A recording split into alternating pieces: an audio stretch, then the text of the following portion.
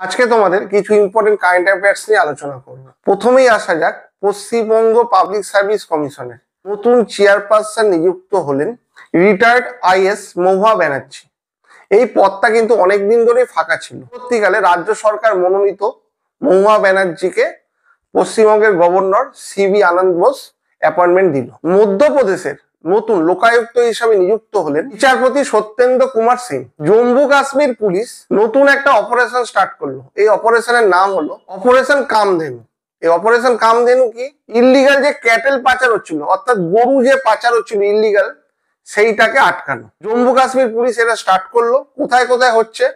জম্মুতে হচ্ছে, সাম্বাতে হচ্ছে, আর কাঠুয়া, এই তিনখানা রেঞ্জে এই অপারেশনটা হচ্ছে। অপারেশনের মূল উদ্দেশ্য কি? ক্যাটেল যে স্মাগলিং হচ্ছিল সেটাকে যতটা পারা যায় কমানো এবং অপরাধীদের শনাক্ত করে তাদের বিরুদ্ধে এফআইআর লঞ্চ করা। তাদের সম্পত্তিও কিন্তু এই নতুন আইনে বিচারের আওতায় আসবে। অর্থাৎ তারা কি করে প্রচুর সম্পত্তি বানালো সেটাও কিন্তু এই নতুন আইনের মাধ্যমে বিচারের আওতায় আসবে।